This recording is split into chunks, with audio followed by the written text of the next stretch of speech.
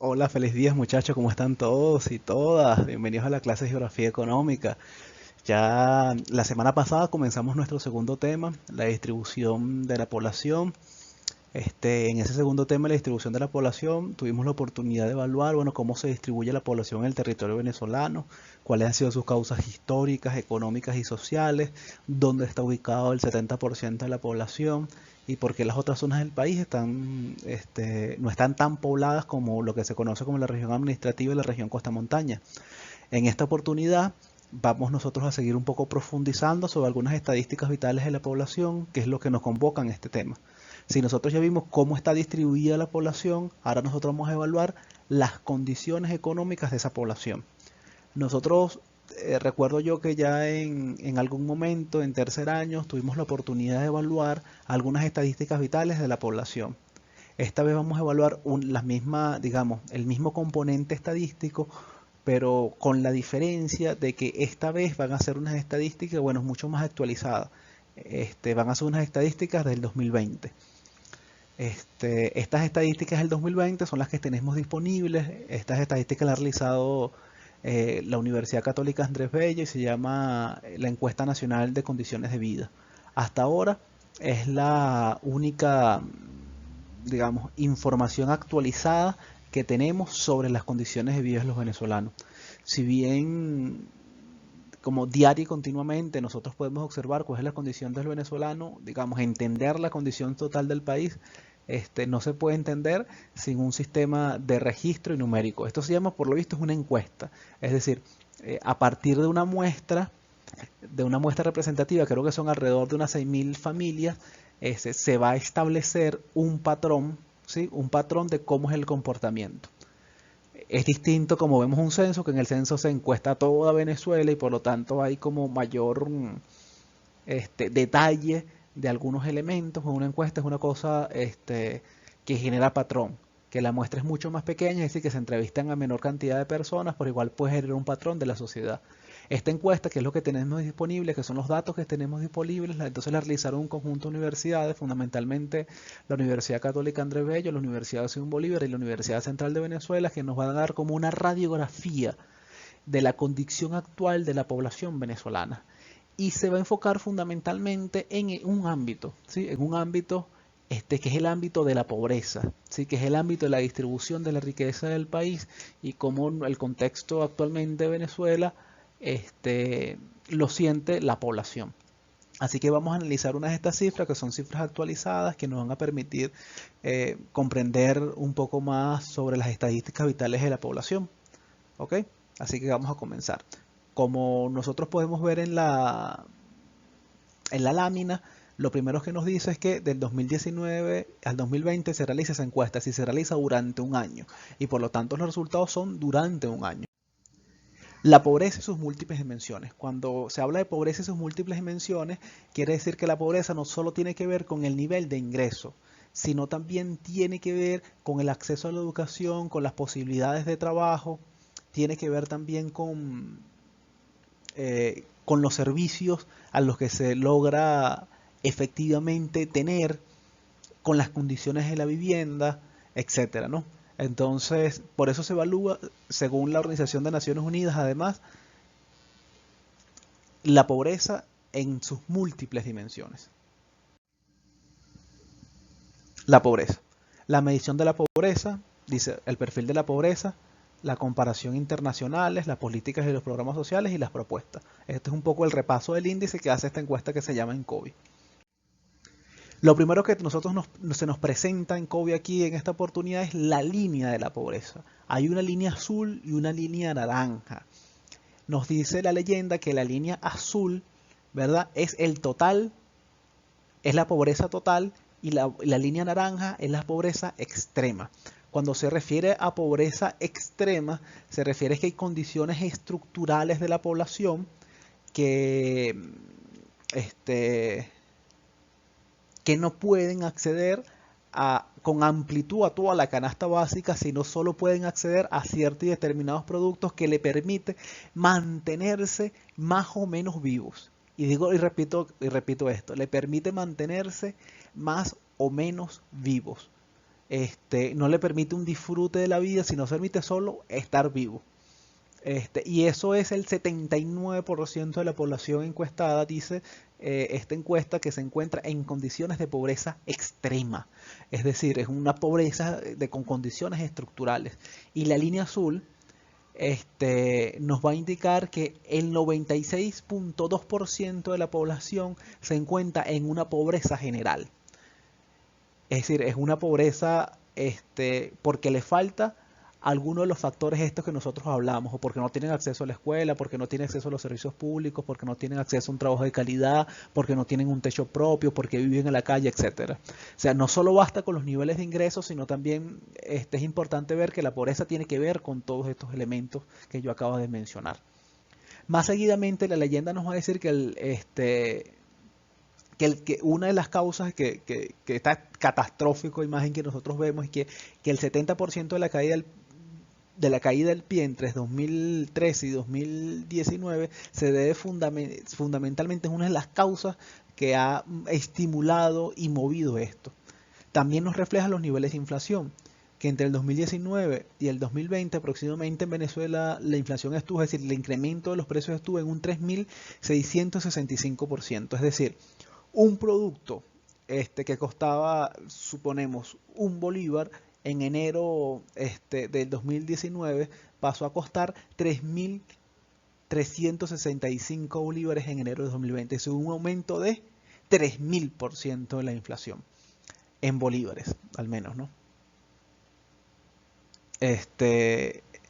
Aquí hay otro dato que dice que aproximadamente el ingreso promedio de la población es 0.72 dólares, es decir, está por debajo de la línea de la pobreza que expresa la ONU, que la ONU dice, no, ¿cuándo una gente es pobre? Cuando tiene para vivir solo menos de 2 dólares al día, 1,9.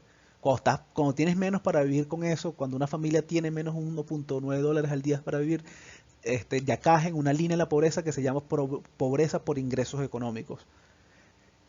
Y aquí hay otro dato que dice que el 79.3% de los venezolanos no tiene acceso a la canasta básica. La canasta básica tiene que ver con la comida, con la educación, con la salud, con el transporte, con la ropa, etc. Tiene que ver con todos aquellos elementos que nos permiten tener una vida digna, tranquila. ¿Ok? Aquí nosotros vemos algo, esto que se refiere a la pobreza multidimensional, y nosotros vamos viendo en nuestra escala, que nosotros vemos aquí, nosotros vemos las barras azules, vemos que en el 2014 la pobreza de Venezuela se ubicaba en un 39%. Mientras fue avanzando la crisis, en el 2015 aumentó un punto, en el 2016 ya el 46%, después va a después va a 48%, después va a 51%, a 64%, y nosotros vemos cómo constantemente la pobreza está aumentando en el país. Es decir, desde el 2014 hasta la actualidad la pobreza no ha dejado de crecer. Nosotros podemos entonces observar acá que esto yo le llamaba la pobreza multidimensional, que el 96% de los venezolanos tiene pobreza por ingresos, es decir, no cumple con los requerimientos básicos para la vida, para poder mantenerse, no gana 1.9 dólares diarios para poder mantenerse la vida, es decir, no llega a 60 dólares mensuales. Ese es el 96% de la población. Hay un 4% de la población que gana más de 96 dólares, de 60 dólares mensuales, con lo cual puede mantenerse. Quiere decir que hay un 4% de la población bastante privilegiada, mientras que el resto de la población es una población, digamos, donde la desigualdad se nota. Allí en la lámina nosotros podemos observar, cómo hay una imagen donde hay un gran complejo de edificios con piscina y al lado hay un barrio. Esta imagen creo que es una imagen de Brasil, pero bueno, también da cuenta un poco de la realidad de Venezuela hoy. Ahora, también nos podemos ver al segundo dato que dice que el 54% de la población ha caído recientemente en la pobreza. Y esto tiene que ver mucho con las condiciones que ha generado la enfermedad del SARS-CoV-2, perdón, que ha generado el COVID, ¿sí? A través del virus, el SARS-CoV-2, que ha incrementado la desigualdad en el planeta, y Venezuela, bueno, lo ha sentido mucho más porque vive unas condiciones particulares. El 68% es pobreza del consumo y el 41% es una pobreza estructural, que es una pobreza extrema. Por lo menos estos son los datos recientes, el aumento de la pobreza, ¿no? Ahora, cuando nosotros analizamos a Venezuela y lo comparamos con sus vecinos en América Latina, que así es que se comparan las encuestas, ¿no? ¿Cómo están nuestros vecinos? ¿Cómo están nuestros iguales? ¿Somos los únicos que estamos así? ¿Es una realidad latinoamericana o solo es una realidad venezolana? Lo primero que nosotros nos damos cuenta es que la pobreza es una realidad latinoamericana, ¿sí? O sea, la pobreza es una realidad latinoamericana, pero a Venezuela se le presenta de una manera particular, de una manera extrema. Cuando nosotros observamos, por ejemplo, la tasa de pobreza para aquellas personas que perciben menos de 1.9 dólares al día, nosotros nos encontramos que el 4.5% de la población en Bolivia este, es el 4% de la población, mientras que en Colombia es el 4.1, mientras que en Ecuador es el 3.3, mientras que en Guatemala es el 8.7, en Haití es el 24.7 y en Venezuela es el 54.6. Cuando nosotros nos vamos a la estadística mayor, que es la tasa de pobreza por aquellas personas que reciben menos de 3 dólares al día, vamos que esta tasa aumenta. En Bolivia es el 10%, en Colombia es el 10%, en Ecuador es el 9%, en Guatemala es el 24%, en Haití es el 49%, y en América Latina y el Caribe el promedio es el 10%, pero Venezuela, como ustedes ven aquí, sobrepasa esas estadísticas, es decir, es el 75% de la población no recibe, está, está fuera de la tasa de la pobreza de 3.2 dólares, perdón, está dentro de esa tasa de la pobreza, no recibe 3.2 dólares al día. Ese es el 79% de las personas no reciben esa cantidad de dinero que les permite mantener unas condiciones de vida estables. El coeficiente de Gini que está dentro de la tabla nos va a indicar los niveles de desigualdad. Y el coeficiente de Gini es de 51%, que nos va a decir que Venezuela es el segundo país más desigual en América Latina, solo superado por Brasil. Es decir, es que los ricos son muy ricos y cada vez se enriquecen más, mientras que los pobres constantemente se están empobreciendo cada día más. Como dice aquí, Venezuela es el país más pobre y el segundo más desigual de toda América Latina. Ahora, vamos a ver, porque estas estadísticas también nos está diciendo que no nos parecemos mucho en América Latina, sino nos parecemos a otras regiones del mundo. Y aparentemente nuestras estadísticas, según la encuesta en COVID, nos parecemos más a algunos países de África que los países de Latinoamérica. Es decir, nuestra pobreza se está comparando incluso ya con la pobreza de África. Por ejemplo, en niveles de fragilidad político, en Nigeria es un país con muchísima fragilidad y Venezuela tiene el 86% de fragilidad política. Pero cuando nosotros comparamos las pobrezas de estas dos regiones, nosotros nos comparamos que los niveles de pobreza, tanto de las personas que tienen 3.2 dólares diarios o la población que tiene 1.9 dólares diarios que gana, son similares. Son similares a los de Venezuela. Incluso Venezuela supera a países como el Congo o incluso hasta Zimbabue. Supera a Yemen, supera a Haití, a Sudán, a Camerún, a Guatemala, a Colombia, a Bolivia, que son países desiguales, pero también porque viven una conflictividad bélica bastante fuerte. Estos países que yo les estoy nombrando, que están en África, por lo general viven una confrontación civil, como en el caso de Colombia, bastante importante, bueno, que le hace también tener unas instituciones bastante débiles que no les pueden dar respuesta a esta situación de caos estructural de la sociedad. Entonces, como nosotros estamos viendo, digamos, las estadísticas de Venezuela son sumamente alarmantes. Y cuando digo que es sumamente alarmante, me estoy refiriendo a que son situaciones complicadas. Hay gente que está dejando de comer, hay niños que están dejando de comer, hay niños que están dejando de asistir a clases, y eso tiene unas repercusiones grandísimas sobre la sociedad. Por ejemplo, un niño que no come hoy suficientemente carne o consume las suficientes proteínas o las suficientemente calorías, va a afectar su desarrollo, tanto su desarrollo motor como su desarrollo intelectual. Y eso va a tener un adulto con menos capacidades cognitivas, por lo tanto va a ser un adulto que probablemente va a tener menores capacidades para encontrar un trabajo. Pero ese niño que no está comiendo tampoco está asistiendo a clase. Y hay una relación directa, muchachos, entre estudiar y salir de la pobreza. ¿Sí? Hay unos estudios que dicen que, bueno, que mientras mayor sea tu nivel educativo, se te hará más fácil salir de una situación de pobreza. Entonces nosotros nos estamos encontrando que la situación de pobreza es tal que arropa todo el conjunto de la sociedad venezolana y que la tiene en una situación de caos, y esa situación de caos hace, digamos, como la situación económica está complicada, ha generado que sea muy difícil escalar hacia condiciones de vida mucho más estables. Luego nosotros tenemos aquí las características de los jefes de hogar, es decir, quién lleva las riendas de la casa. Y nos encontramos con un Q y 5Q. ¿Qué quiere decir esto? El quintil más pobre, que es la quinta parte de la población más pobre, y se compara con la quinta parte de la población más rica o el quintil más rico. Cuando nosotros nos encontramos aquí, nos dice que en el quintil más pobre, por lo general la edad del jefe de hogar es de 46 años, mientras que en el quintil más rico es de 54 años. En el quintil más pobre, el 41% de las personas está unido. No quiere decir que esté casado, pero vive juntos, mientras que en el quintil más rico es un 46%. La escolaridad del quintil más pobre, ese que vive unido, es de 9.1 años, mientras que en el quintil más rico es de 10.9 años de escolaridad, es decir, el tiempo que pasó su vida estudiando. En el quintil más pobre, el 72% de los jefes de hogar son mujeres, mientras que en el quintil más rico es solo el 52%. El tamaño de la familia en el quintil más pobre es de 4.23 hijos y en el quintil más rico es de 2.2. Perdón, es de 2.2 miembros. Esto quiere decir que las familias más pobres también es más numerosa, mientras que las familias más ricas son menos numerosas. El perfil de la pobreza quiere decir por características de vivienda. En la casa, el 75% del quintil más pobre recibe agua potable, mientras esto se compara con el 82% del quintil más rico. ¿Sí? Aguas residuales. El 79% del quintil más pobre tiene aguas residuales, mientras el 90% del quintil más rico también tiene aguas residuales.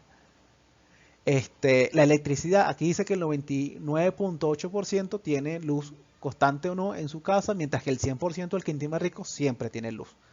Hacinamiento, muchachos, en un hogar del quintil más pobre pueden vivir hasta 7.5 miembros, mientras que en el hogar del quintil más rico aproximadamente el promedio es de 1. Los materiales precarios. El 10.4% de esas viviendas está construido por materiales precarios, mientras que el 2.7% de la vivienda del quintil más pobre está construido con materiales precarios. El terreno peligroso. El 8% del quintil más pobre vive en terrenos peligrosos, mientras que solo el 1% del quintil más rico vive en ese tipo de terreno. Educación y empleo. Menores que asisten a la escuela, el 92% de esos menores del quintil más pobre van a la escuela y el 95% del quintil más rico va a la escuela. La tasa de desempleo es de 6.7% en el quintil más pobre y el de 2.1% en el quintil más rico. Quiere decir eso, que los pobres no son pobres porque no trabajan, son pobres porque ese trabajo no le da el suficientemente ingreso para mantenerse. Nosotros ya vimos los años de escolaridad y jefes de hogares con secundaria. Quiere decir que el quintil más pobre culminó su secundaria en un 20% y mientras que el quintil más rico por lo menos culminó esos jefes de hogar culminaron su secundaria en un 38%. El perfil de la pobreza por el equipamiento de la vivienda. El 13% de los pobres tiene acceso a internet, el 83% tiene televisión con o sin cables, el 12% tiene internet y esto se compara con el quintil más rico que solo, que casi triplica, perdón, que más que triplica. Mientras solo el 12% del quintil más pobre tiene internet, el 32% del quintil más rico tiene internet. El internet en el hogar, el 17% tiene internet en el hogar. Esto me refiero a internet wifi, lo que decía el amarillo. Y mientras que el 41%, perdón muchachos, estoy confundiendo, aquí. El 17% del quintil más pobre tiene computadoras, mientras el 41% del quintil más rico tiene computadoras. Como ven, las computadoras no son un bien generalizado en las viviendas venezolanas. El 72% tiene neveras, mientras un 91% tiene nevera en el quintil más rico. Las transferencias no laborales. Esto quiere decir que hay gente que recibe dinero que no tiene que ver con su trabajo. Y este recibimiento de dinero es por múltiples factores. Bien porque un familiar o varios familiares se fueron o porque reciben los bonos que da el Estado venezolano. Aquí dice que a partir de 2018 se duplicó el peso de las transferencias no laborales el total del ingreso. Y esto es importantísimo porque cuando nosotros vemos la línea azul que nos está diciendo el ingreso que tuvieron los hogares no pobres en el periodo y el ingreso y el naranja es los ingresos de los hogares pobres. ¿Qué quiere decir esto, muchachos? Que nosotros estamos viendo que constantemente está subiendo la transferencia de dinero por una actividad no laboral en los hogares más pobres, es decir, que constantemente están viviendo más de subvención, o bien porque un familiar se fue al extranjero y le paga la comida, o bien porque viven a través de una serie de bonos que da el Estado venezolano. En esta lámina nosotros podemos ver que las transferencias públicas representan el 25.3% del ingreso familiar del quintil más pobre, muchachos. Es decir, la gente más pobre tiene aproximadamente el 25% de sus ingresos depende de estas ayudas. Las ayudas públicas dice aquí que tienen un componente progresivo, es decir, que cada vez más le llegan a más gente, pero eso no significa que saquen a la gente de la pobreza. Esto es un elemento importante que es la ayuda con lo que se llaman las cajas CLA. Dice el 5% de los pobres extremos no recibe la caja CLA, mientras el 22% de los no pobres o no pobres extremos sí recibe la caja CLA. El 39% decide por lo menos una vez al mes esta ayuda en alimentos y el 15% cada 2 meses, mientras que el 46% la recibe con una periodicidad indefinida. Cuando nosotros vemos acá y vemos que el 88% de los hogares formados forman parte del programa y reciben alguna oportunidad, la caja CLA en el 2019 la proporción de hogares de beneficiarios subió al 92%. Es importante ver esto, el valor de la caja CLA es aproximadamente 10.6 dólares, es lo que vale la caja CLA, la gente paga 0.3 dólares, es decir, el Estado está subsidiando 10.3 dólares al mes. Es decir, eso es lo que va de la caja CLA y eso es lo que subsidia el Estado. Es decir, eso es el dinero que el Estado destina a la comida de la gente. Como se ve, no es mucho. Y si bien es una ayuda importante, no es una ayuda que saque a la gente de la pobreza. O que la gente, como obviamente vamos a ver, tampoco la gente deja de pasar hambre o mejora sus condiciones de vida a partir de este programa de alimentación. Como conclusión, nosotros podemos decir, muchachos, lo primero es que las transferencias solo han reducido, o sea, las transferencias del Estado, que quiere decir con la caja CLA, pero también con los bonos que el Estado, ha reducido solo el 1.5% de la pobreza.